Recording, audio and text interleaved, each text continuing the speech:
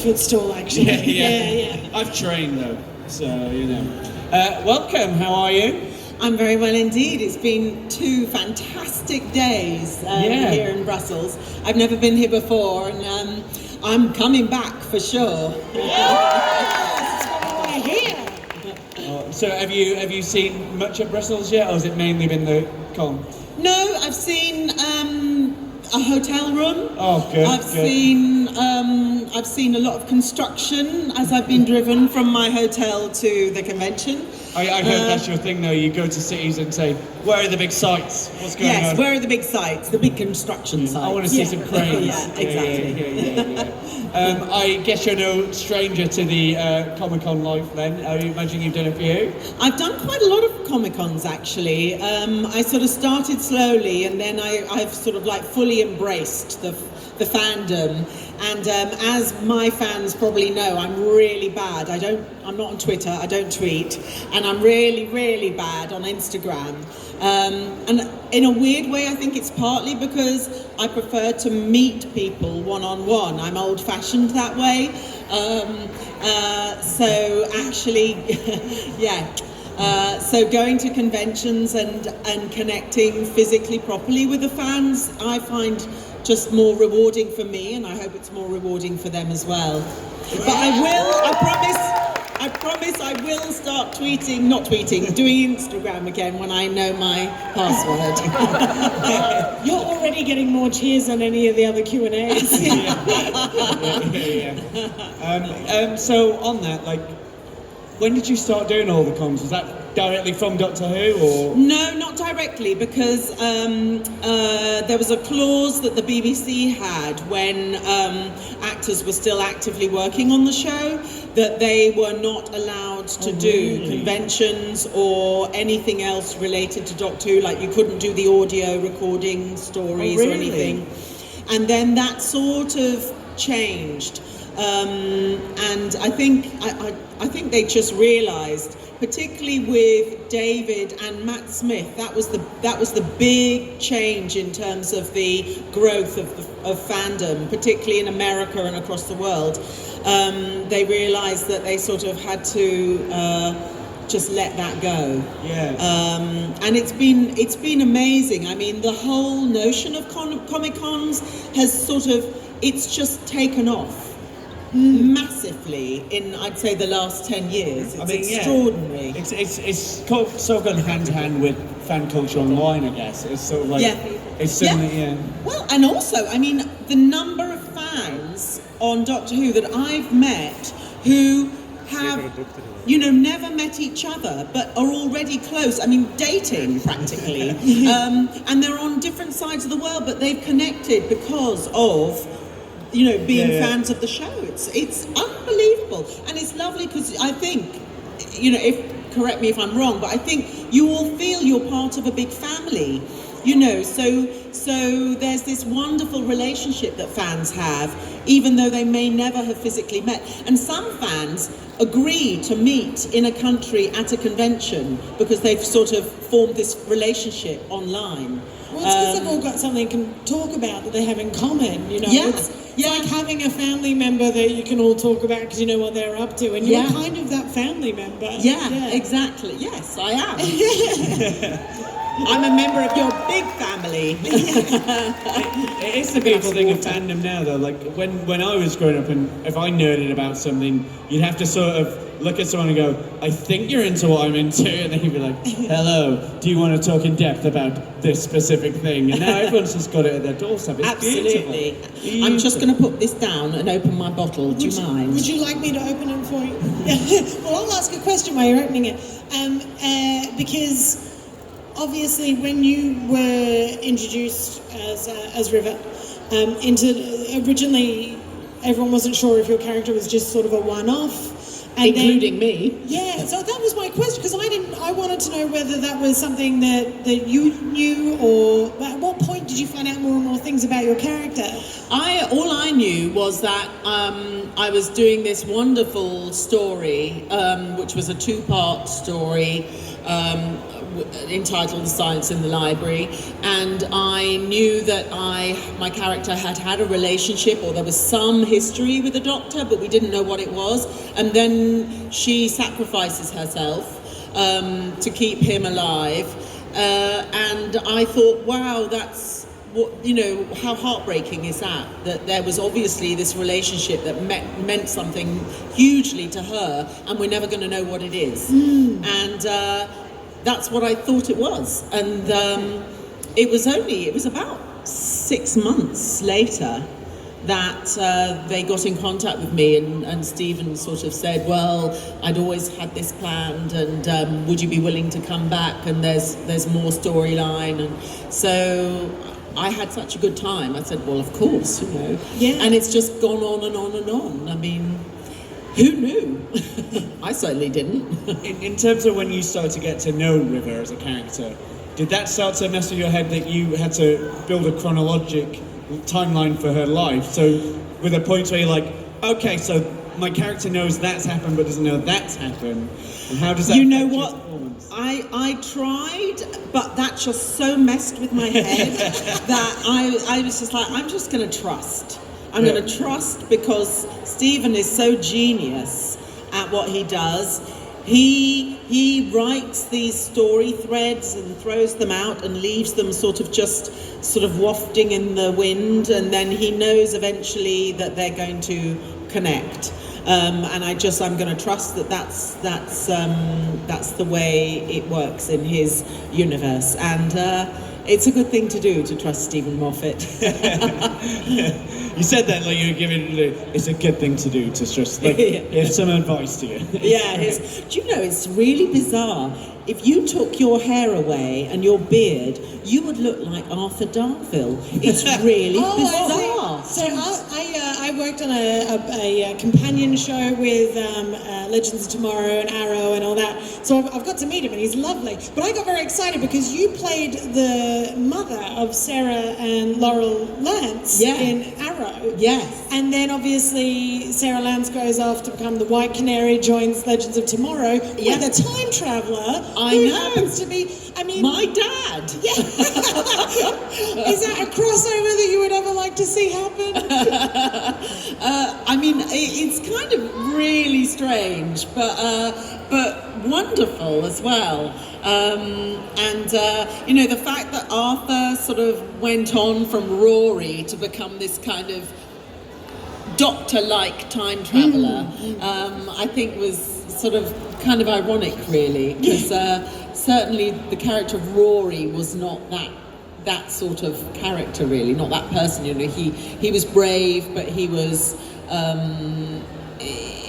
sort of not henpecked, but the women around him were sort of much stronger. Yeah, which I gotta say made him very attractive to me. So what's that? Somebody's happy for me to wear the trousers? Oh yes, thank you. On that as well, with you, obviously, your character being so complicated in terms of the timeline that she flows through the Doctor's life. Yeah. Was there sort of, I guess you never know when that character begins and ends in terms of you can now come back anywhere. Do you find it quite exciting that you might have Doctors that haven't even been on screen yet and you impact their life in some way as a character? What, totally.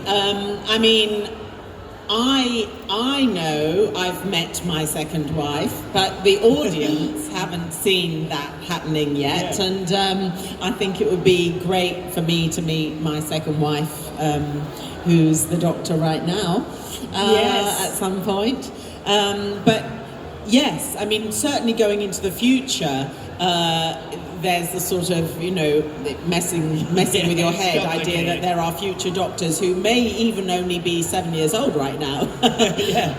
But likewise, doing the Doctor Who audio stories, I've worked recently with Tom Baker. I'm sort of travelling back in time. So River is still time travelling, and she's sort of getting to meet every single husband in every sort of physical manifestation. It's really exciting. Do you have like a coffee style Costa stamp book where whenever you work with a new one, you're just like, Yeah. And Yes. when you've got 5, you get 1 free. Yes, exactly. That's what I like to hear. Yeah. Did you grow up as a fan of Doctor Who? Was there a Doctor you grew Oh, up with? come on, I'm English. I know. I didn't want to assume, but yeah, who was your Doctor? if you're English, it's the Queen and Doctor Who. Yeah. I thought you were saying the Queen is your favourite Doctor, and I was like, what a scoop! No, that would be very weird. I would watch that. Being married to the Queen. Jodie finishes in the regeneration. The Queen's just like, you know what? I've done enough royalty stuff. I'm trying this. Yes. Yeah. K9's a corgi. Who was your Doctor growing up then? My doctor was John Pertwee. Oh, nice. Yes, he was my doctor. Is he still the one you hold dear in your heart, or now you've worked with him? You don't have to pick a favourite, don't worry. No, to be honest, I mean, I think every person has their own doctor, and they're quite loyal to that doctor. And it's sort of, I think it is when you first really connect to the show, and it depends, what time that is, what age that is. So for me, the John Pertwee years were for me the years, but I mean, certainly now, working with them all, I get asked often, which is your favourite doctor? Yeah, I didn't want to ask this one. And, I just say, well, they're all the same person. They're just in different physical forms. And that can be very exciting for a song. It's a very good answer. If you were, my wife would say the same about me over the years. So yeah, we are going to jump out to the audience because we've not got you for long. So if you have a question, I'm sure you do, raise your hand. If you can come towards the front so we can get you on the microphone, I'll get you first. And then if you want to come this way, we'll get you and we'll move down, we'll get you. But we have to be quick. Hello. My question is, will we ever see River again on screen? Will we Will ever see see River River? again on screen? All I can say to that is, spoilers. Okay, I have a question. Stand there with your microphone. You've got to find somebody with an answer. I have a question. What is River's favourite fruit? Choose. Hand down here. There's a hand down here. Mark. Hand down there. I'm hand coming, down I'm there. coming. Straight in the air. Is it an Amy Pond? It's your outfit? mother. Yeah, that's your mum. I'd say banana. A banana? I'd say you're right. You need a t-shirt that says Alex Kingston threw a banana at me. Yeah, I'll just say this now, there is a flying banana warning at this show. Yes, we got someone's waving at me down here. Hang on. Talking about bananas, I started telling my name is banana. If you know what I'm talking about. I can't hear what you're saying. It's about one of our previous convention with David, and I was wondering is if it has finally Got his got banana? this banana. Yes, he has. I'll say no more. I don't know what that means. I'm like, okay. Yeah. Sounds like a different sort of David's got convention. his banana. Okay, we have questions down this way. So 1, 2, 3. Yep. Hello. I was wondering, because it's such a unique story, I like the story of like a love story told out of sequence or in the wrong order, and I was wondering how that was for you as an actor to kind of, how do you play that, because you don't know in which part of the love story you are. No, I don't know which part of the love story I am, but you know what? That's what makes it exciting, because in a sense, we in our everyday lives, we don't know what's going to happen next in our lives in terms of our relationships, where we're feeling. I mean, obviously the thing for me that's more difficult is I'm only going in one direction in terms of my age, and the doctors on the whole are going in the other direction. So at some point, I'm going to be with a Zimmer frame going, hello, sweetie, like this. But hey, I'll ride with it, I don't care. Whatever you do in this series, we're all watching. I want to see the episode where it's you and a doctor just going through we'll just get some tracky pants and a takeaway phase and binge some Netflix. Yes, exactly. I'd watch a whole season of that. Yeah, exactly. I've got a question. Okay. If knowing that the doctor is your partner, Yeah. who would your dream doctor in the future be? An actor playing the doctor who you would get to snog, essentially. Oh my god. Oh my god. Okay. I can't say that. I can't say that.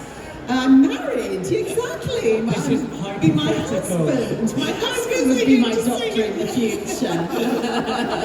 Yeah. My husband, Brad Pitt. Yes, Okay, I have another question. Yep. Okay, so how do the Silurians kill their enemies or their prey?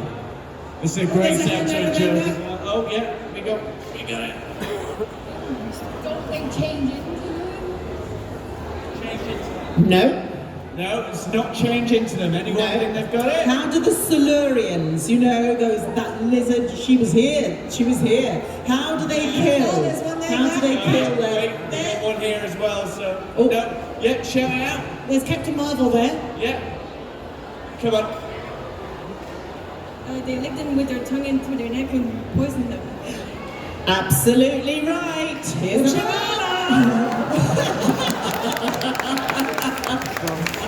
There's people in my hometown who kill in exactly the same way. Right, we I hope have... no one's allergic to bananas in this one. Yeah. Since you have a history and connections with Germany, I wanted to know, do you have a favorite or maybe least favorite thing about Germany or Germans in general? Okay, well, I'd say my favourite thing about Germany, but this is sort of more Bavaria, is Lederhosen. I have 2 pairs of Lederhosen and I have 3 dirndls. And I like to wear them. My least favourite thing about Germans... No, I don't think I have a... Well, maybe Germans not... Germans' past history was not one of my favourite things. But I pretty much like sort of, pretty everything. I mean, Germans even have a sense of humour, so, which is a little known fact. I love how we've got a German audience member just nodding, yes. Nodding, yes, they do. We They do. have a sense of That's a humour. very efficient answer. Yeah, exactly. And, oh my God, who is it? Wurst. What's her name? His name? It's sausage. Yeah, Wurst is sausage, but the Eurovision Song Contest. Yes, exactly. I mean, come on. Oh, she's Austrian. Oh, okay then. Well, this is close enough. Alex, how did your Q&A turn into a riot? Wow, we got to Eurovision and it just spiraled. Okay, one more question. I have a question. Yeah, and then we'll... I've got one more question. Yeah. So, where, this is not a trick question either, where is a Sontaran's probic vent? Oh, straight up there, straight. Yes! Oh my God! Banana alert! You get the banana! Okay, we had a question here That's as it. well. Hello, we have been recently introduced to a new mysterious doctor, a woman. And in one of your first apparitions in the show, well, a few episodes in, you say to the doctor, who you do not recognize, "You remind me of my first wife." Actually, I say you remind me of my second wife. Second wife, oh, My sorry, first mistake. wife was Cleopatra. Nice to know that. Yes, that's why I'm saying I've got to meet my second wife. Yeah. Okay, I hate to do this, but we are running so low on time and we don't want you to miss your train. Yeah, and I want you to go meet your second wife. I've got to meet my second wife. Yeah. And actually, have you seen the 4 of me in the back there? I have, yeah. Oh wow! Yeah, for a second got really excited. I thought they were me, and then I was like, oh no. Yeah, no, yeah. We've got all these river songs down the front as well. In fact, you might as well stand there as well. Yeah, this is real. You blend in. You blend in. Yeah, you can be the son of Amy and Rory. Easily. Yeah. That's my cosplay. Alex, this has been I so wish we had more time because I'm having too much fun. But as I say, we have to let you return. You know what to do, guys. Alex Kingston. Thank you. If we had more time, we'd play more games. We've done this with everyone. If you're okay, we get a selfie with everyone in the back, and then so you guys go.